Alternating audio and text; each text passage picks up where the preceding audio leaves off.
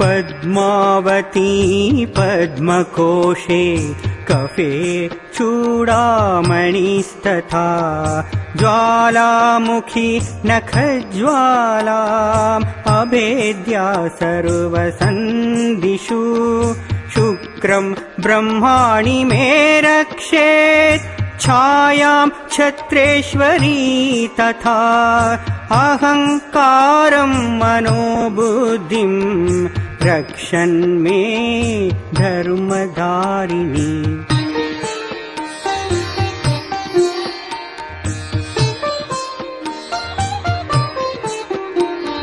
प्राणापानौ तथा व्यानमुदानां च समानकम् वज्रहस्ता च मे रक्षेत् प्राणं कल्याणशोभना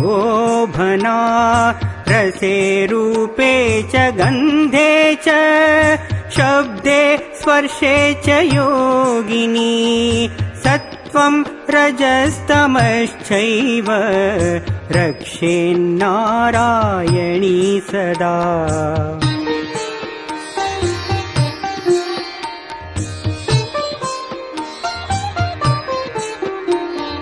आयुरक्षतु वाराही धर्मं रक्षतु वैष्णवी यशः कीर्तिं च लक्ष्मीं च धनं विद्यां च चक्रिणी गोत्रम् इन्द्राणि मे रक्षेत् पशून्मे रक्ष चण्डिके पुत्रान् रक्षेन्महालक्ष्मीर्भार्यां रक्षतु भैरवी।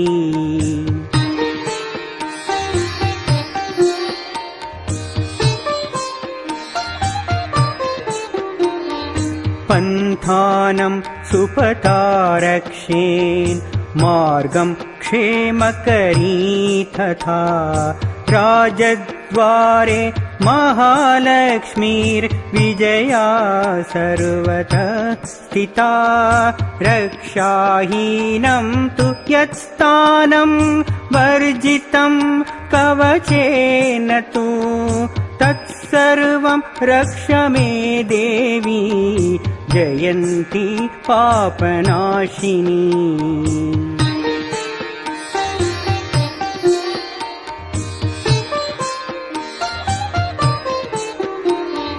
पदमेकं न गच्छेतु यदीच्छेच्छुभमात्मनः कवचेनावृतो नित्यं यत्र यत्रैव गच्छति तत्र तत्रार्थलाभश्च विजयः सर्वकामिकः यं यं चिन्तयते कामं तं तं प्राप्नोति निश्चितं परमैश्वर्यमतुलं प्राप्स्यते भूतले पुमान्।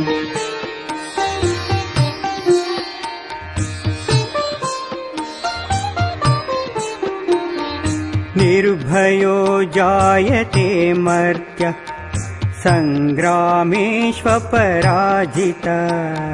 त्रैलोके तु भवेत् पूज्यः कवचेनावृतः पुमान्।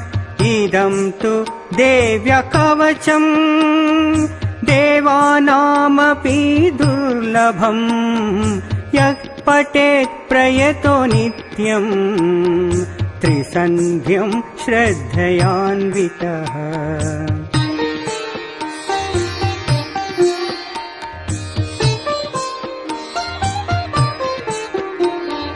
दैवी कला भवेत् तस्य त्रैलोकेष्वपराजितः जीवेत् वर्षशतम् साग्रमपमृत्युविवर्जितः नश्यन्ति व्याध्य सर्वे लूता विस्फोटकादयः तावरं जङ्गमं चैव कृत्रिमं चापि यद्विषम्।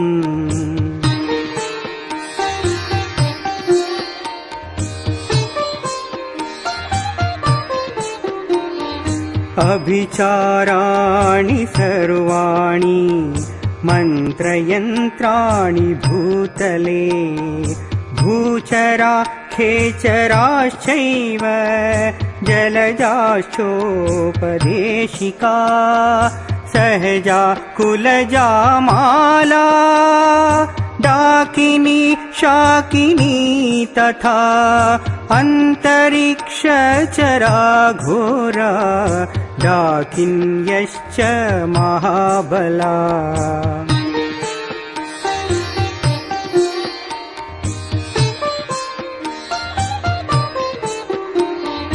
ग्रहभूत पिशाचाश्च यक्षगन्धर्वराक्षसाः ब्रह्मराक्षसवेताला कूष्माण्डा भैरवादयः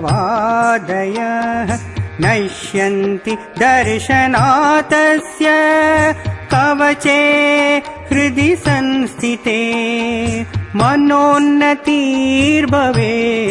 राज्ञस्तेजो वृद्धिकरं परम्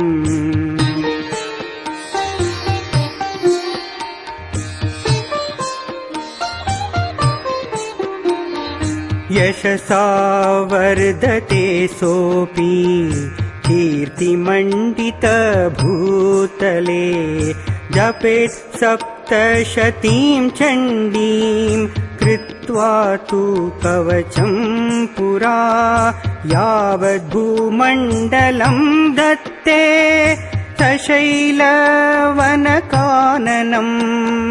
तावतिष्ठति मेदिन्यां सन्तति पुत्रपौत्रिकी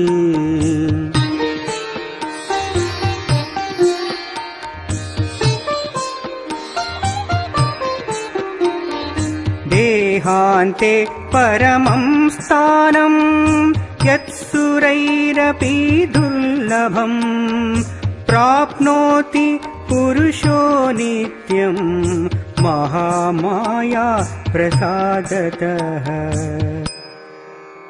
लभते परमं रूपं शिवेन सह मोदते ॐ साक्षात् श्री आदिशक्ति माताजी श्री निर्मला देव्यै नमो नमः।